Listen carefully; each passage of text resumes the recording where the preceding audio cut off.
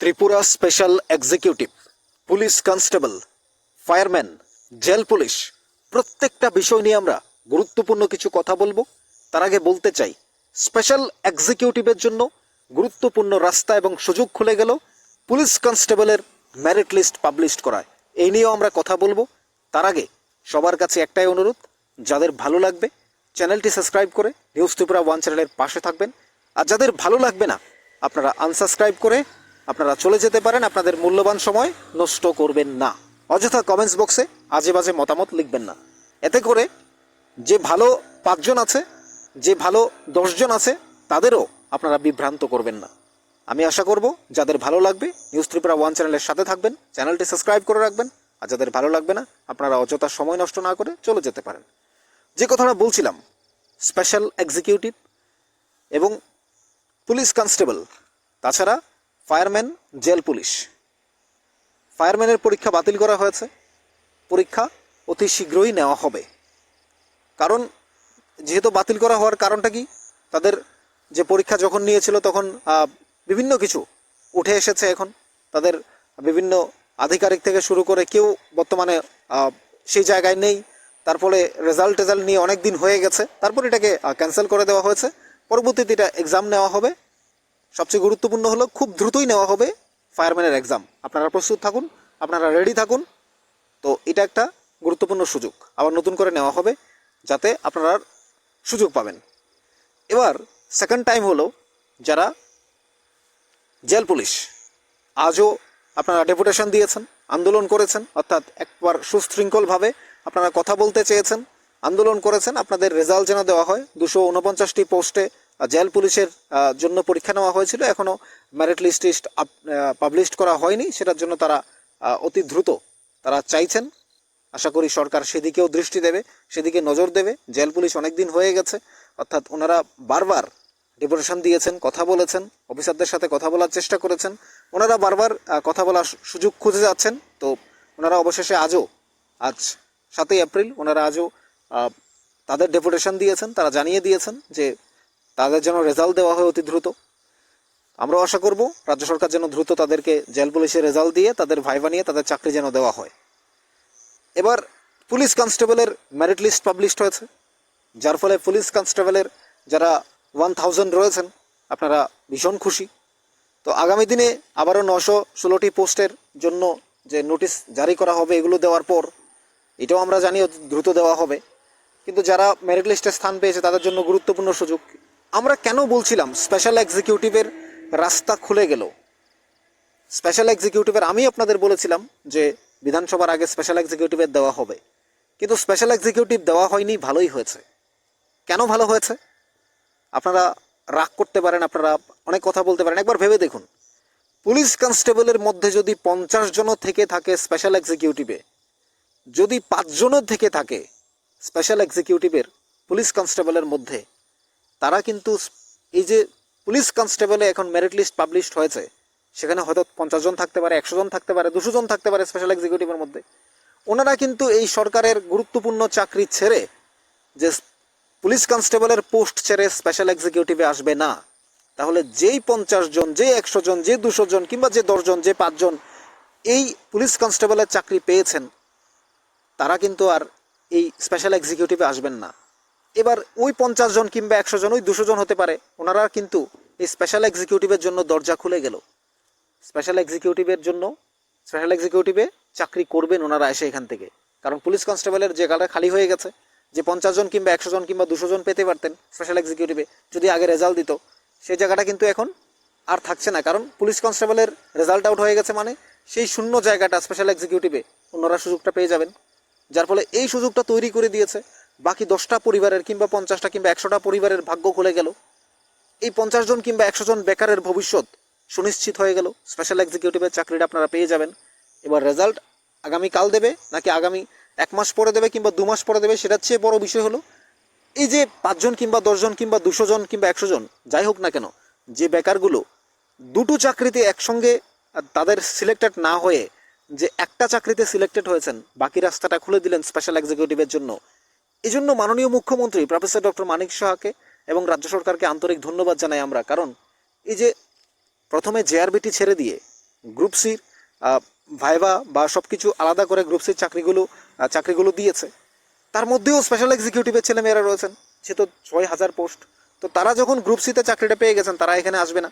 Group D দেওয়ার পর তারপর এখান থেকে আরও কিছু বেরিয়ে গেছে, কেটে গেছে, স্পেশাল এক্সিকিউটিভের জন্য রেডি।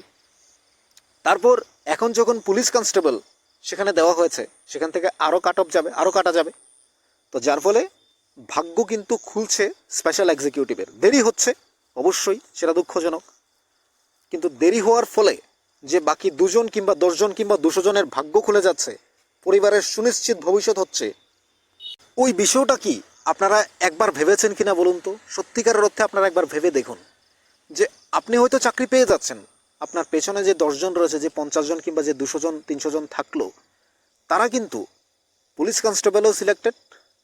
এবার তারা যদি এই স্পেশাল এক্সিকিউটিভও সিলেক্টেড হয়ে যায়, তাহলে যারা পুলিশ কনস্টেবলে পেয়েছেন তারা কিন্তু স্পেশাল এক্সিকিউটিভে আসবে না।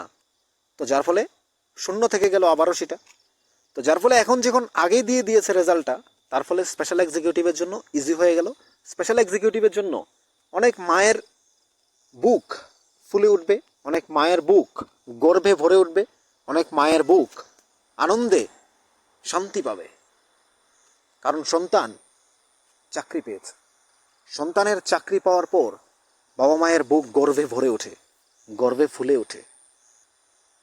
বাবা মা তো চায় যে আমার ছেলেটা চাকরি পাক। এই যে চাওয়া পাওয়ার মাঝখানে মাননীয় মুখ্যমন্ত্রী কিংবা রাজ্য সরকার যে সুযোগটা করে দিয়েছেন ছেলে মেয়েদের জন্য, যেখানে স্পেশাল এক্সিকিউটিভের ছেলে মেয়ে উভয়ে রয়েছে, তো সেই জায়গাতে যখন স্থান পাবে 6,067 জন, সেখানে যদি 67 জনও পুলিশ কনস্টেবল কিংবা অন্যান্য জায়গায় পেয়ে থাকতো, তাহলে কিন্তু পোস্টগুলো নষ্ট হয়ে থাকতো। এবার যখন পুলিশ কনস্টেবলের রেজাল্টটা দিয়ে দিয়েছে, যার ফলে শূন্য থাকলো না, স্পেশাল এক্সিকিউটিভের 6,067 পূরণ হবে। তো এই জায়গাটা অনেক সুন্দর, অনেক ভালো। রাজ্যের মাননীয় মুখ্যমন্ত্রী প্রফেসর ডক্টর মানিক সাহা, তিনি রাজ্যের পুলিশ মন্ত্রী কিংবা তিনি স্বরাষ্ট্র দপ্তরের মন্ত্রী, ওনার এই দায়িত্বশীলতাকে আমরা সাধুবাদ জানাই, আমরা ধন্যবাদ জানাই। কারণ এমনিতে চাকরির সংখ্যা বর্তমানে কম। আপনারা একবার তাকিয়ে দেখুন পশ্চিমবঙ্গের দিকে। পশ্চিমবঙ্গে কি হলো? 26,000 চাকরি চলে গেল। তারা আদৌ কি চাকরি পাবে কিনা, ভবিষ্যতে তারা এই ইয়াং স্টারদের সাথে বা ইয়াং জেনারেশনের সাথে তারা পরীক্ষা দিয়ে সেখানে সুযোগ কতটা পাবে, তারা কি টিচার পদে থাকবে কিনা, এগুলো প্রশ্ন উঠতে শুরু করেছে। সুপ্রিম কোর্ট যখন একবার রায় দিয়ে দিয়েছে, তারপর এটা আবার নতুন করে কিছু হবে কিনা সেটাও দেখার বিষয়। আর টিচারের বাইরে গিয়ে অন্য চাকরি, তাদের পক্ষে 26,000কে চাকরি দেওয়া, সেটা কতটা সম্ভব হবে সেটা সময় বলে দেবে। কিন্তু আপনারা একবার ভেবে দেখুন, আমাদের ছোট্ট রাজ্যে এই এখন যে চাকরিগুলো হচ্ছে, সেগুলো একেবারে নিখুঁত এবং সঠিকভাবে হচ্ছে। রাজনীতি আর দুর্নীতি কোনোটাকেই এখানে সুযোগ নেই। তুড়ি মেরে উড়িয়ে দিচ্ছে। কোনো রাজনীতি, কোনো পার্টি, কোনো দল সেখানে কিছুই নয়। মাননীয় মুখ্যমন্ত্রী সরাসরি বলছেন যে এখানে চাকরি হবে স্বচ্ছতার ভিত্তিতে, চাকরি হবে এখানে নিরপেক্ষতা, দায়িত্বশীলতা বজায় রেখে। কোনো পার্টির কাউকে চাকরি দেওয়া হবে না, কারোর পরিবারকে চাকরি দেওয়া হবে না। চাকরি দেওয়া হবে আপনার যোগ্যতা, আপনার মেধাকে গুরুত্ব দিয়ে। এটাই তো সবচেয়ে বড়।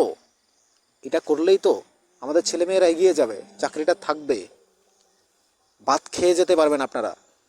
এই যে আমরা বললাম না বারে বারে, এই যে ত্রিপুরা পুলিশ কনস্টেবলের ছেলে মেয়েদের চাকরি দিয়ে দেওয়া হলো, অর্থাৎ মেরিট লিস্ট আউট হলো, তাতে করেই সুযোগ হয়েছে যে স্পেশাল এক্সিকিউটিভ। এবার যদি সেখানে 2 জনও থাকে, সে 2টি পরিবার সচ্ছলভাবে সুন্দরভাবে এগিয়ে যাবে আগামী দিন, তারা বেঁচে থাকতে পারবে।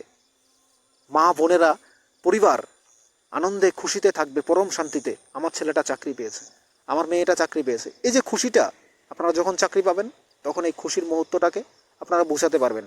আপনি চাকরি পেয়েছেন, অথচ আপনার পরিবার কতটা খুশি, আপনি সেটা ভাষায় বোঝাতে পারবেন না। আপনাদের কি মনে হয়, এই যে পুলিশ কনস্টেবলের রেজাল্ট দিয়ে দেওয়া, স্পেশাল এক্সিকিউটিভের দেরি হচ্ছে, সেটা আগামী কালও হতে পারে, কিংবা আগামী 2 মাস পরেও হতে পারে, 1 মাসেও হতে পারে। আপনারা কি ভাবছেন?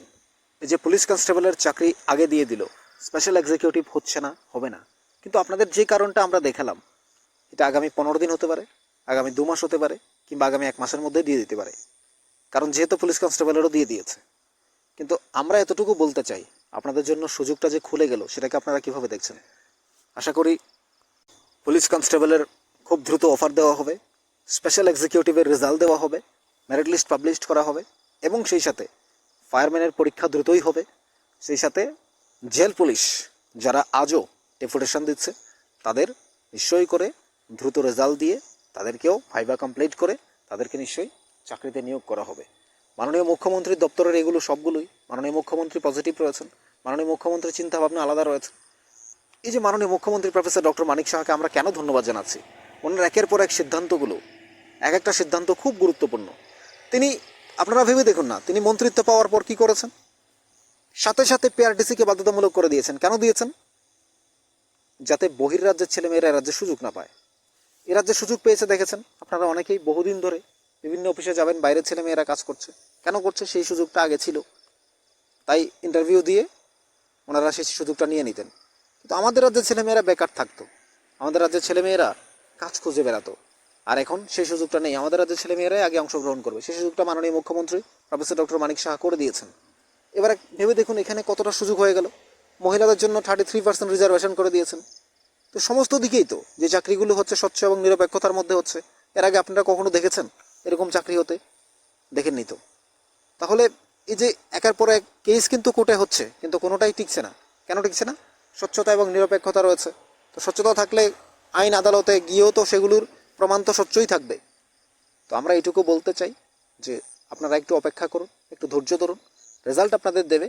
কিন্তু যে দুটো চাকরি একই ঘরে না গিয়ে একজনের মধ্যে দুটো চাকরি না থেকে একজনেই দুটো চাকরি পেয়ে গেলে একটা চাকরি তো উনি করবে না, তো যার ফলে একটা চাকরি নষ্ট হলো।